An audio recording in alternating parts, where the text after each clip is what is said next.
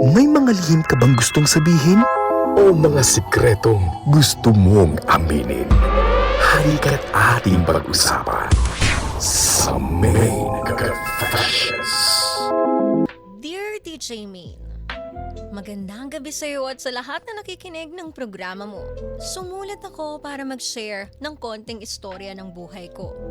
Tungkol nga pala ito sa init at sakit na dinanas ko pagdating sa pakikipagkaibigan. Ako nga pala si Teddy, 28 years old at taga Quezon City. Hindi ako kagwapuhan, pero pwede na. Masasabi kong masipag at feeling close akong tao. Pero kahit na ganun, alam ko namang nagpapakatotoo lang ako. Ang pinagkakaabalahan ko nga pala sa buhay ay ang mamaneho. Dahil ako ay isang taxi driver, araw-araw pare-pareho ang ikot ng buhay ko. Gising ng maaga, pasada maghapon, uwi ng pagod. Hanggang ngayon, single pa rin ako, DJ Main. Hindi dahil wala akong natitipuhan, kundi dahil hindi ko minamadali ang pag-ibig. Kaya naman, dito ko na simulan ang aking confession. Naniniwala pa rin kasi ako na may darating na tamang tao para sa akin. At dahil sa araw-araw kong pamamasada, may isang tindahan ako na lagi kong tinatambayan. Hindi dahil espesyal ang paninda, kundi dahil doon nakakapanghinga o nakakapaghinga ako kahit saglit lamang. Hanggang sa dito ko nga nakilala ang dalawang magkapatid. Si Jerlyn, 27 years old, at ang kanyang kapatid na si Laika. Mas bata lang siguro sa kanya ng 3 taon. Si Jerlyn ang madalas na nasa tindahan. Tahimik lang siyang babae, masipag at hardworking. Pansin ko naman iyon dahil kapag marami ng customer sa tindahan nila, halos parang mikropono sa lakas ng boses niya. Inaamin ko rin na maganda siya. Siya yung tipikal na babae na habulin ng kahit sinong lalaki. Pero ako, wala naman akong naramdaman. Parang malabo. Kasi nga, hindi ko pa time o hindi ko pa oras magkagusto. Kumbaga para sa akin magaan lang sa pakiramdam kapag kausap ko na siya. Minsan, kwentuhan lang tungkol sa init ng panahon o kaya naman problema tuwing maghapon. Tapos minsan, kulitan lang din. Casual lang naman kaming mag-usap, walang tingin na malagkit at wala ring kahit anong feelings. Medyo close na nga kami sa isa't isa. At fast forward, hapon ng mga bandang 3:00, nagbalak akong kumain muna dahil medyo magiging madugo na naman sa biyahe pagsapit ng 5:00 ng hapon. Uwian na kasi ng mga empleyado kaya naman naisipan kong magmerienda na lang muna para may lakas kahit papaano. At doon pumarada na ako para kumain sa tindahan ni na Jerlyn. Kitang-kita ko na malayo pa lang tinatanaw na ako ng magkapatid. Kaway dito, kaway doon. Kaya nga noong malapit na ako sa tindahan nila, bigla siyang nagsalita. Uy, andyan na yung sundo mo ate oh. Pagsilbahan mo na siya. Baka pagod yan sa trabaho. Natawa na lang ako sa sinabi ni Laika. Kaya umorder na lang din ang pangmerienda. Pero bago ako umalis, nag-usap na lang kami saglit ni Jerlyn dahil nga kailangan ko na rin pumasada at may kota akong kailangan habulin. Habang papaalis ako ng tindahan nila, may narinig akong sinabi ni Laika. Mahina lang, pero medyo nagpantig ang aking tenga. Ate, pupusta ako ng 1,000. May gusto sa'yo yung si Teddy. Pabulong lang yung sinabing niya iyon, pero rinig na rinig ko. Hindi ko alam bakit kailangan niyang mag-assume at pumusta para lang sabihin kay Jerlyn na may gusto ko sa kanya. Inaamin ko naman na nagagandahan ako sa kanya pero hindi naman umabot sa pagkakaroon ng feelings para sa kanya. Siguro nang dahil doon, napagkamalan ako ng kapatid ni Jerlyn na may gusto ko sa kanyang ate. Pero ang totoo, wala naman akong intensyon. Hindi ko alam na habang tahimik lang akong namumuhay at nakikipag-usap sa iba-ibang tao, may nabubuong kwento na sa isipan nila. Hanggang sa dumating ang punto na napansin ko ang pagbabago ng ugali ni Jerlyn. Hindi siya masungit, kundi malakas na siyang mangakit. Dahil tuwing bibili ako ng merienda at kapag inaabot na niya ang aking sukle, may konting haplos sa aking kamay. Talagang nagpapatayo ng balahibo ko. Siyempre, lalaki ako, DJ Main. Hindi ako manhid para hindi ko malaman ang pagkakaiba ng haplos sa hawak. Sa una, hinaayahan ko na lang. Iniisip ko, baka aksidente lang. Pero nang maulit nang maging madalas at nang maging parang routine ni Jerlyn ito, doon na ako biglang napaisip. Nagtataka ako bakit naging ganun na lang siya bigla. Hanggang dumating ang isang gabi, mga bandang 12:00 ng madaling araw. Kakatapos lang ng biyahe ko at bala ko ring magpahinga. Pero dahil madadaanan ko ang tindahan nila Jerlyn bago umuwi, bumili muna ako ng pagkain. Hanggang papalapit na ako sa tindahan nila Jerlyn, sinalubong niya ako at inabot niya agad ang madalas na ordering ko. Pagkatapos noon, hindi muna ako umalis, subalit ang ginawa ko, dumiretso ako sa tindahan niya at umupo para kainin ang binigay niya. Jerlyn, thank you dito sa binigay mo ha. Sabay ngiti sa kanya. Wala yun, Teddy. Alam ko naman kasing gusto mo yan eh. Siyempre, bilang isang lalaki, hindi ko maiwasang matouch sa ginawa niya. Gusto ko yung ganoong feeling. Hindi ko siya gusto, pero attracted na siguro ako kay Jerlyn. Habang lumalalim ang gabi, lumalalim din ang pag-uusap. Nagtanong siya kung meron akong nagiging pasaherong babae, tapos bayad ay ang katawan nila. At doon ko na-realize na iba rin pala itong si Jerlyn. Medyo wild din pala paggabi na. Kaya naman diniretso ko ang pagsagot sa katanungan niya. Ano ka ba, Jerlyn? Mamaya marinig yan ang kapatid mo. Siyempre, wala pa akong nagiging pasahirong ganon. Ano ka ba, Teddy? Tulog na yun. Nakikita mo naman, di ba? Ikaw lang. At ako'y nandito ngayon. Ikaw lang yung customer namin. Pero balik tayo. Gusto mo bang maranasan? Tanong niya yan sa akin na parang nangaakit. DJ Main, lalaki ako at kapag may opportunity na katulad nun, mahirap nang makaiwas. Kaya ito ang sinabi ko sa kanya. Ay, siyempre Jerlyn, lalaki ako at single. Pagkatapos kong sabihin iyon, tumabi sa akin si Jerlyn. Hindi para makikain kundi para mangakit. At doon na nagsimulang palakarin ang palad niya. Marahan niyang itinampi ang kanyang palad sa hita ko. Kahit naka-shorts ako, ramdam ko ang paghawak niya paakyat sa bewang ko. At doon, nagsalita siya. Tara sa kwarto. Doon mo na ituloy yung dinner mo? Pagkatapos niya akong ayain, DJ Main, sumunod na lang ako. Hindi na ako magpapatay mali siya dahil tawag na ng laman ang nagbadya. Siya ang pumihit ng makina para uminit ang aking pakiramdam. At kahit baliktarin pa ang ikot ng mundo, lalaki pa rin ako at kapag babae na ang nagbukas ng pinto, papasukin ko. At ayun na nga, DJ Main, habang sinusundan ko siya papasok ng kwarto, kita ko kung paano tumalbog ang likurang bahagi niya. Tsaka ko lang na-realize na may hubog ang katawan ni Jerlyn noong nakabuntot na ako sa kanyang likuran. At dahil nga hindi na ako makapaghintay ng mga oras na iyon, niyakap ko si Jerlyn habang siya ay nakatalikod. At doon, humarap siya bigla. Tapos tinitigan niya ang aking mga mata. Diretso at parang nag-aaya. Unti-unti niyang hinawakan ang aking muka at sabay halik sa labi ko. In fairness, DJ Main, ang lambot ng labi niya, ang sarap niyang humalik.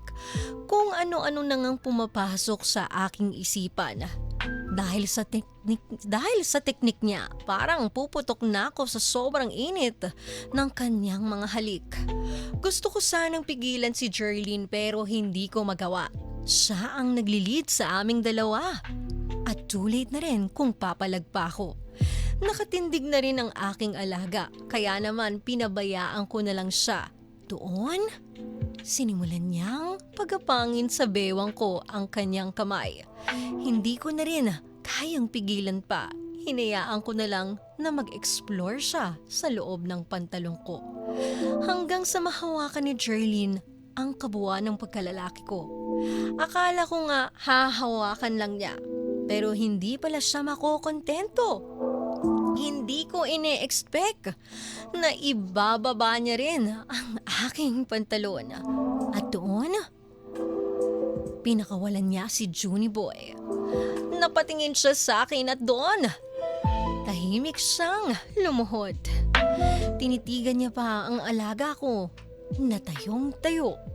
Nilalaro pa niya ang ulo ni Junjun ko. Pagkatapos ay sinakal niya ito at itinaas baba. Hanggang sa magulat ako sa mga sinabi ni Jerlyn. Gusto mo bang maramdaman ng labi ko dyan sa alaga mo, Teddy? Hindi ko alam anong gagawin ko ng mga oras na iyon. Dahil nga sobrang excited na ako. Tumango na lang ako. At doon, nilamon niya si Junie Boy. Umabot sa lalamunan niya ang paglagok. Kitang-kita ko kung paano niya ito lamunin. Hindi naduduwal sa alaga ko si Jerlyn. Wala kang ibang maririnig kundi ang lagkit ng pagkain niya sa akin. Pagkatapos niyang kainin, tinigil niya muna ang paglollipop. Siguro ramdam niyang malapit na ako. Kaya naman pumuwesto siya ng patalikod. Doon pinakita niya ang kanyang kuhol. Namamasa at talagang parang may likidong tumutulo. Kaya ako hindi na ako nagpachusi pa. Unti-unti kong binaon ang alaga ko sa mas mamasa-masa niyang kuhol. Teddy, bagalan mo lang muna.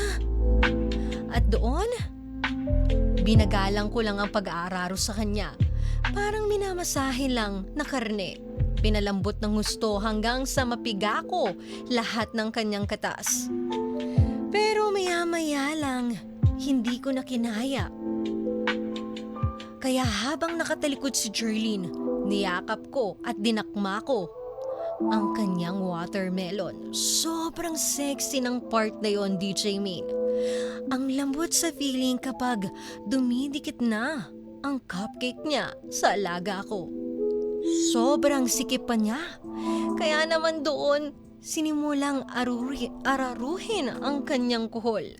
Mabilis, walang humpay, at walang tigil. Ang sarap mo, Jerlyn. Gusto kita. Ang sarap mo. Sige pa, Teddy. Ibang mo lang. Bilisan mo pa. Sa sobrang gigil ko nga sa katawan niya, naramdaman kong malapit na akong sumabog. Kaya ang ginawa ko, bago pa mangyari iyon, may sinabi ako sa kanya habang binabayo siya. Jerlyn, pwede ko bang iputok sa loob? Hindi ko na kasi kaya. Sige lang, Teddy. Paramdam mo sa akin sa loob mo iputok, ha? Eto na. Eto na. Halos mamilipit kaming pareho sa ginagawa namin. Akala ko nga, tutumba kami sa sahig. Dahil sobra na ang pagyanig ng mga hita namin. Halos pigain niya ba naman ang aking sundalo. Pagkatapos namin gawin ni Jerlyn sa kwarto, nagtapat ako sa kanya, DJ Main. Habang nakahiga kami, ay sinabi ko sa kanya, Jerlyn, gusto kita. Pwede ba ako manligaw sa'yo? at doon ay pumayag siya. Natawa pa nga ako sa isip-isip ko dahil mas nauna pang may nangyayari sa amin kesa manligaw ako. Pero sa totoo lang, inaamin ko nang dahil sa init kaya naging kami. Pagkatapos nun ay wala na akong maalala. Kinabukasan nagtataka nga ako, DJ Maine. Bakit parang ang daming nag-uusap sa labas? Hindi ganun kalakas pero dinig mong may nagbubulungan. Tsaka ako bumangon at doon sinubukan kong idikit ang tenga ko sa may pintuan. Hanggang sa may narinig akong talagang nagpantig sa aking tenga. May isang lalaki kasi na nagsalita at nagsabing tama raw ang hula niya, naka-jackpot at pumaldo raw si Jerlyn. Sa una, hindi ko gets bakit ganun ang pinag-uusapan nila. Hanggang sa madinig ko na lang ang boses ng kapatid ni Jerlyn na si Laika. Tama raw ang hinala niya, may gusto raw ako sa ate niya. Pinag-uusapan pala nila ang pera at ako pala ang pinagchichismisan nila. Hindi ko alam ang gagawin ng mga oras na iyon para kasing pinagpupustahan nila ako. Gusto ko na lang magtago at hiyang-hiya sa mga nangyari. Parang pakiramdam ko, pinagpalit ko ang aking dignidad. Malima na nagkagusto ko sa kanya pagkatapos ng may mangyari sa amin. Pero totoong nararamdaman ko kay Jerlyn. Hindi ko inaasahan na dahil lang sa pera, masisira kung anong meron sa aming dalawa. By the way, DJ Maine, nalaman ko rin pala na nagpustahan sila. Akala ko nagbibiro lang siya nung unang beses kong narinig iyon sa kanya. Hindi pala. Tapos parang maraming nakakaalam sa nangyari kaya nakisali na rin sila. Simula noon, hindi na ako nagawi sa tindahan nila Jerlyn. Sa tuwing namamasada nga ako tapos madadaan ako sa tindahan, parang ang bigat ng pakiramdam. Yung tipo na dating nagpagaan ang loob mo, yun din ang naging rason kung bakit bumigat ang pakiramdam mo. Ang hirap lunukin ng nawalang dignidad sa akin, DJ Maine. Hindi ko na nga alam kung dapat ba bang makipag-close kung kani-kanino. Iba na kasi siguro ang panahon ngayon. Marami pala talagang malisyoso kapag mabait ka sa ibang tao. Kaya heto ang tanong ko sa'yo, DJ Maine. Dapat ba naisara ko na ang puso ko? Ang pagiging palakaibigan ko kasi ang nagpapahamak at nagsira sa akin. Kaya sana mabigyan niyo ko ng advice. Hanggang dito na lamang ang aking confession. Maraming salamat from Teddy of Quezon City. Hindi naman solusyon ang pagsara ng puso. Hindi rin kasalanan ang maging mabait tayo at palakaibigan. Ang mali lang talaga, yun lang, kumbaga minalas. Dahil ikaw ay napunta sa maling tao. Natuto ako dito sa confession ni Teddy na hindi lahat ng ngiti totoo, Tama, 'di ba? tama. Hindi lahat ng lambing ay may laman at maganda ang intensyon at hindi lahat ng lumalapit ay may mabuting hangarin para sa'yo. Kaya masakit tanggapin na ginamit siya, si Teddy. Correct. Masakit marinig na parang pinagpustahan ka lang. Totoo. At mas masakit yung pakiramdam na parang nawala yung respeto mo dun sa sarili mo nang dahil sa nangyari sa inyo ni Jerlyn. Pero gusto ko paalala sa sarili mo na hindi yun kabawasan bilang tao dahil nagtiwala ka. 'Di ba? Sabi nga ni Papa Tonyo, hindi ikaw ang talo. At ang kailangan mo lang gawin ngayon, Teddy, mas maging maingat. Hindi man head, magbigay pa rin ng kabaitan pero wag na agad ibigay ang buong puso, buong pagtitiwala. Kilalanin mo muna bago mo pagkatiwalaan. Tingnan mo ang kanyang kilos. Kasi action speaks louder than words. Tama. Hindi yan magsisinungaling. 'Di ba? Hindi yung puro sweet talks lang yung pagbabasihan mo dun sa tao. At hindi mo dapat isara yung puso mo. Pero lalagyan mo na ng boundaries, ng hangganan. Dahil darating din yung tamang tao sa'yo. Yung hindi ka gagawing chismis, hindi ka paglalaruan, hindi ka pagpupustahan, at hindi ka ipagpapalit sa pera. Yun. At sa mga katulad mong nasaktang, tulad ng pinagdadaanan o sabihin na natin hindi man same same exact situation nitong ating letter sender pero nandito ngayon sa oras na ang bigat ng nararamdaman nila, ang hirap na magtiwala at magmahal muli. Yan. Tandaan nyo, ang pagiging mabait, hindi po yan kahinaan. Minsan, napunta lang kayo sa maling kwento at maling tao. Pero hindi ibig sabihin nun, katapusan na yun. Di ba? Hindi natatapos ang kwento nyo dyan. Kaya, huwag nyong isa rin puso nyo. Malay nyo, sa susunod na matatagpuan nyo, maayos na pala. Kasi lahat ng tao, iba-iba yan. Hindi mo pwedeng ikumpara yung Correct. past mo sa recent mo at yung magiging future mo. Yan.